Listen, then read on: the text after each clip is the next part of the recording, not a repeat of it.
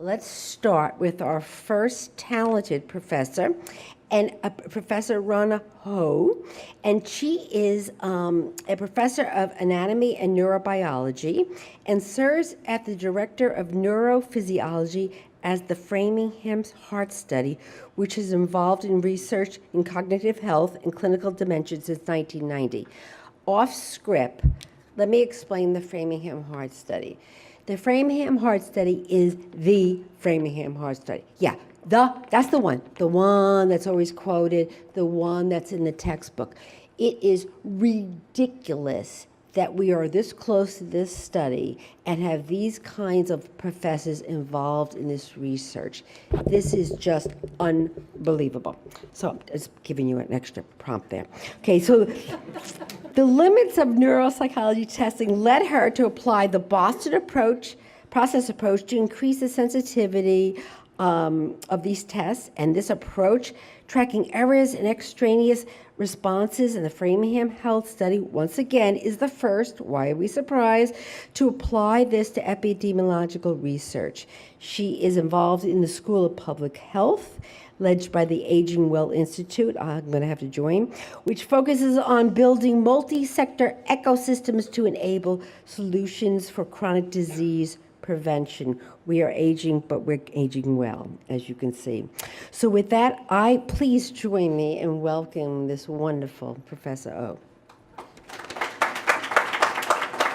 All right, so kind of hard to start out with that kind of intro, but let me just give you a little bit more background on the Framingham Heart Study, just a little context, so before I sort of get started with what I want to tell you today.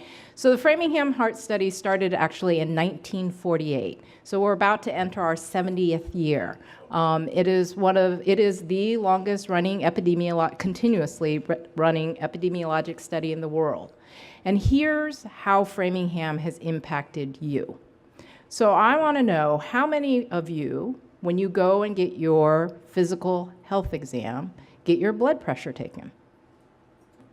Virtually everybody, right? Why does that happen? It's because of Framingham. Framingham was actually the study that first defined the concept of high blood pressure. Up to that time, we didn't actually know. So Framingham actually is also responsible for the concept of risk factors. When we think about risk factors for health, any disease, right? That term was actually coined by Framingham in 1961. So Framingham has had a huge impact on certainly cardiovascular health.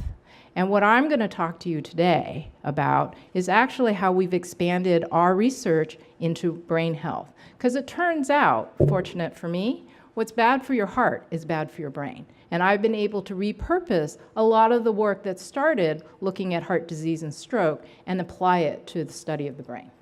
So, in this particular case, what I want to do is really, we have a lot of projects, and later you can ask me a lot more about them. But for now, what I want to really do is focus in on what I see as the more forward-thinking stuff that we're doing in Framingham right now related to the brain because of what technology is now allowing us to do.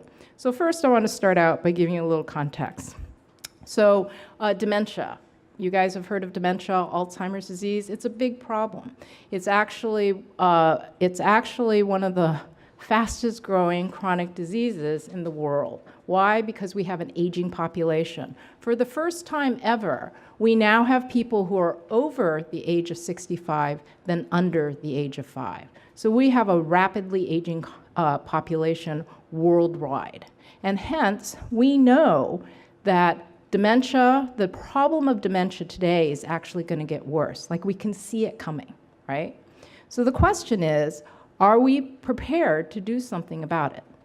And so far, we aren't, okay? So if you've seen some of the headlines related to Alzheimer's disease, which is the most common form of dementia, you'll know that to date, we have no effective cure for Alzheimer's disease.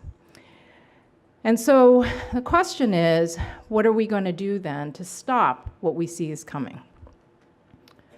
So my team, we're the neuropsych team, so we're interested in sort of cognition. We're interested in how you think. That's your memory, your attention, your executive functions, visual, spatial skills, etc. So what we're interested in is we're trying to figure out how can we make a difference in the progression of this disease. Now, what you see up here is a hypothetical model. This is how people believe, this is a theoretical model of how they believe Alzheimer's disease progresses from the beginning, at the very beginning stages, all the way till the end. Okay? It's an insidious onset disease. That's really important to remember. So here, where the arrow is pointing, is where the role of cognition currently seems to play a role. Where does it, so it's really sort of toward the end of the progression of the disease, well, almost to the point of the disease, where you would diagnose the disease. And we actually believe that this model is not sufficient, and it's not correct. We actually have a different strategy. We believe, and this is where technology is going to play a very important role, we believe that we can actually detect the cognitive changes associated with Alzheimer's disease much earlier on.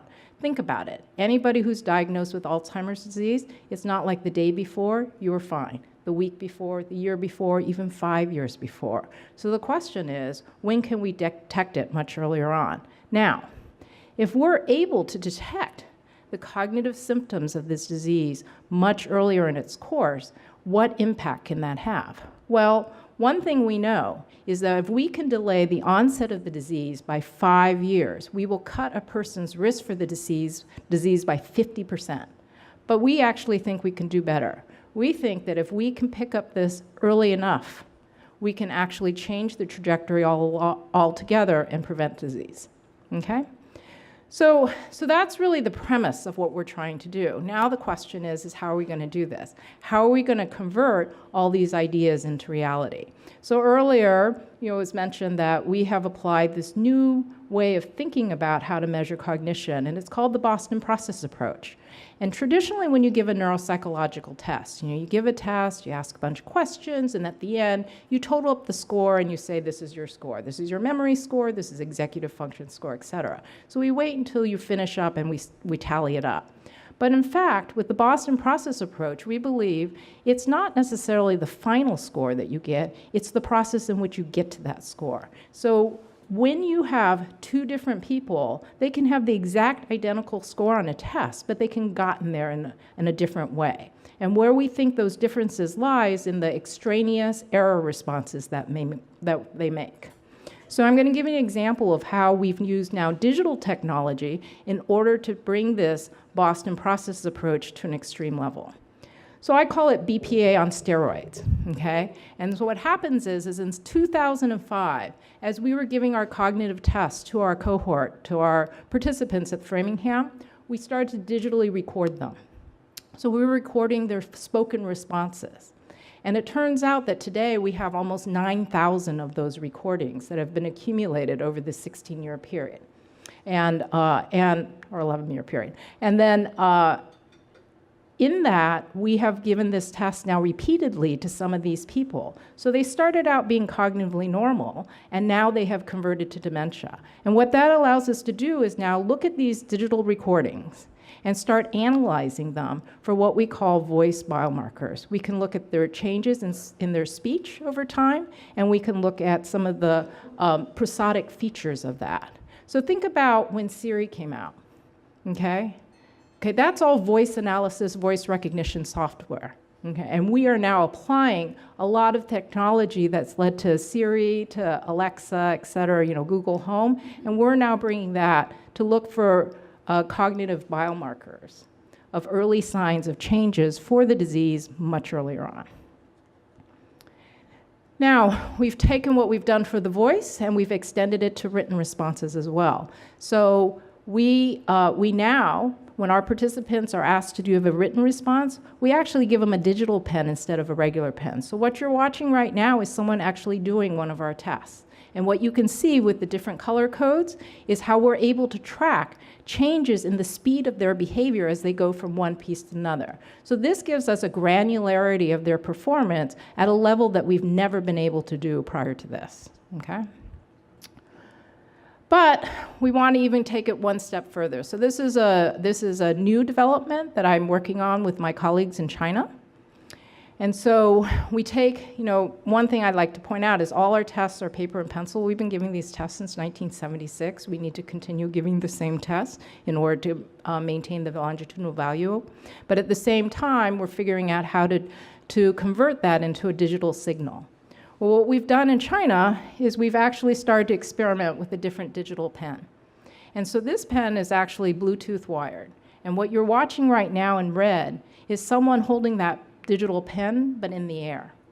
So now what we can do is not only track performance on the paper, which we had done in the previous slide, but also in the air. And that really captures the whole of performance from beginning to end.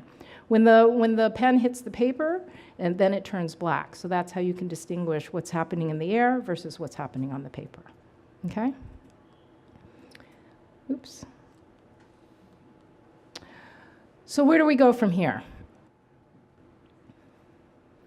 So up until this point, I have focused a lot on the issue of cognitive impairment. So when we talk about Alzheimer's disease, that's where a lot of our energies are focused, right?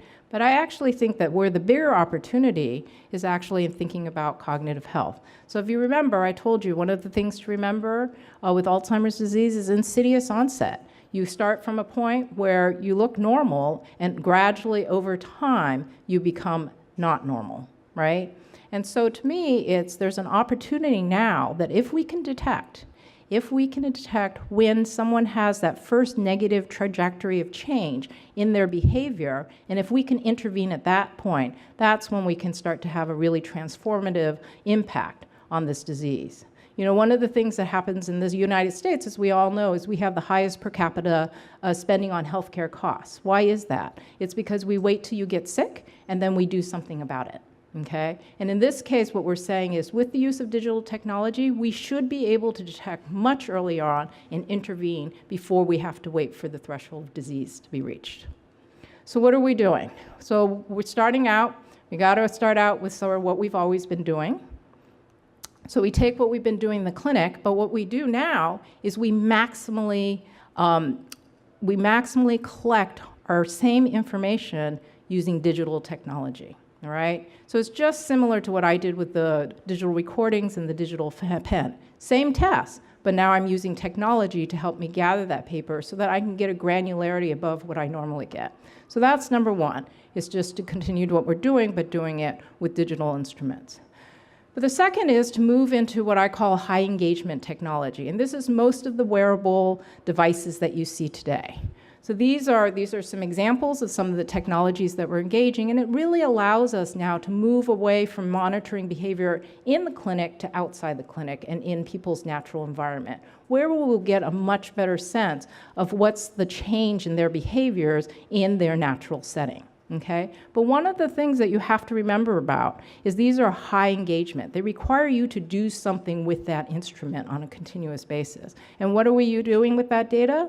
We're actually taking that. This is where the whole information science, data science, bioinformatics, big data analytics. It all comes down to interpreting these data in order to convert it into some health-related metrics that we really can engage with.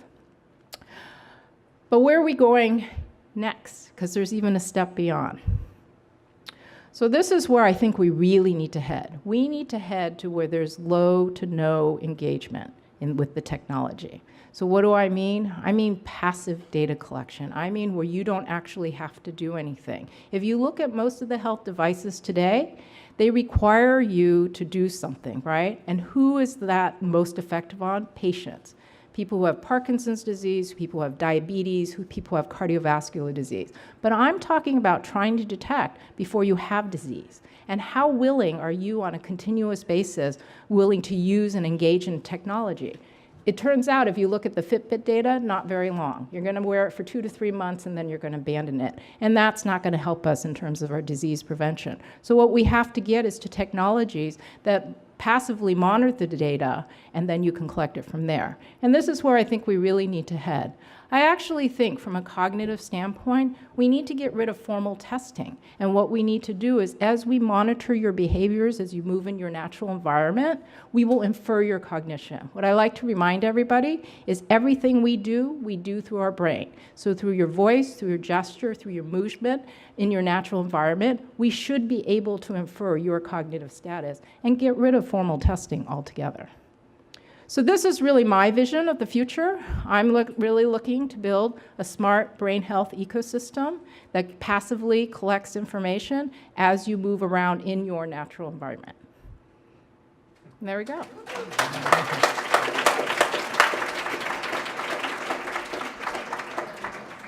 So I think there's a little time for a few questions, right? Absolutely. Yeah, all right. Absolutely. And I think I did okay on the time. You did Yeah, fabulous. all right. Fabulous. So the mic, and do you have a mic? All right, do you have a question? There we go. Thank you, my dear. Hi. Hi.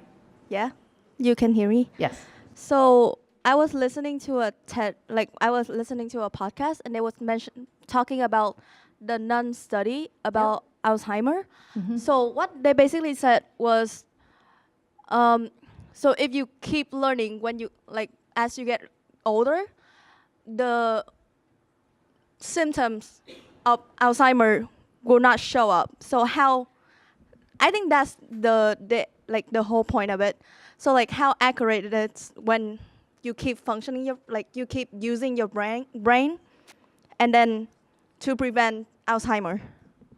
Yeah. So there is this theory. There is this theory called the cognitive reserve hypothesis, which says that having higher education is neuroprotective for Alzheimer's disease.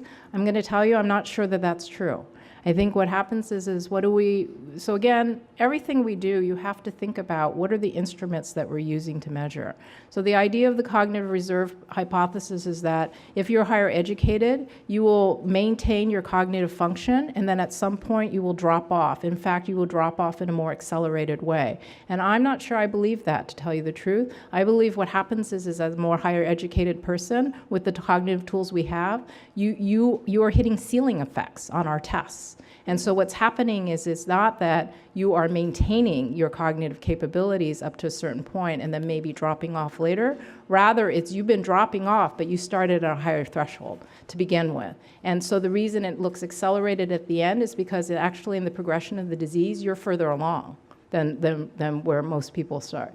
So I'm not sure. I'm not sure that I fully believe some of the data that comes out of the nun study. Comes out of the Framingham study too. We have a brain donation program. We have people who have lots of AD pathology that never express it clinically. And I always worry about that we're misinterpreting education as a neuroprotective effect. There are a lot of people who disagree with me, so you need to keep that in mind. All right. Yeah.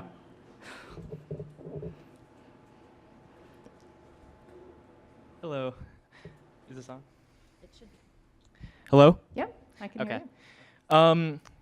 Being in biomedical engineering, one of the main components that I find between differences within the heart and the brain is crossing the blood-brain barrier. So I understand that you're looking to apply some of these different technologies related to the heart into the brain, but how can we cross these other barriers that exist between the two and really create devices and other things of that nature that accurately measure and help really define cognition in the way that you see it in the future? Sure. So the one thing that we have to realize is, of course, the heart pumps blood to the brain, right? So that's sort of how it crosses, and that's where the links are. So that's why I think a lot of what you see affects the heart also has been found as risk factors for the brain. And I think it becomes then not that we are monitoring the disease in different ways because it follows different pathways, but what they do is they share common risk factors. And because they share common risk factors, and what are those risk factors? Well, some of the key ones: sleep, physical activity, diet, environment, right? And so those are common to all diseases, all chronic diseases, heart disease, brain disease, et cetera, right? So if we can sort of pinpoint those, and so if you notice in my slide, in terms of referring cognition, it's around sort of those basic lifestyle behaviors that are modifiable in much earlier on. And if we can intervene at that point, that's where we can sort of impact, I think, downstream.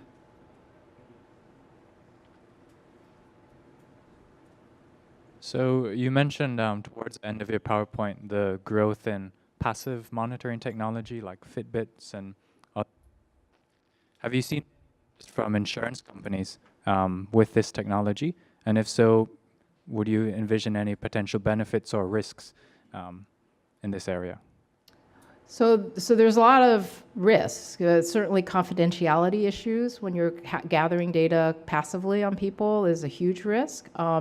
You know, in terms of the medical establishment, if I were to say any part of the current business sector that has any interest in this would be the insurance companies. It's not going to come from your physicians. It's not going to come from anybody else whose business model is based on a patient showing up at their door. So I would say that insurance companies are your best bet in terms of the current environment. What I will tell you is to enable the kinds of things that I'm talking about, I believe that you actually are going to have to create a whole new business ecosystem. I think that it's when companies like Google, Apple, Microsoft, IBM, et cetera, and the thousands of other technology companies that are out there, are coming up there, when they become equally dominant players in the healthcare space, I think we will have started to solve that problem. I don't think it's coming from the medical community. I think it's coming from another community. And I do believe that we have to build a whole new business ecosystem that complements the current medical one. So I think I need to wrap up in order to let our other distinguished speakers come up. And afterwards, I know that there's going to be a little bit of a reception or something at the end, so I'm happy to answer further questions later. Thank you.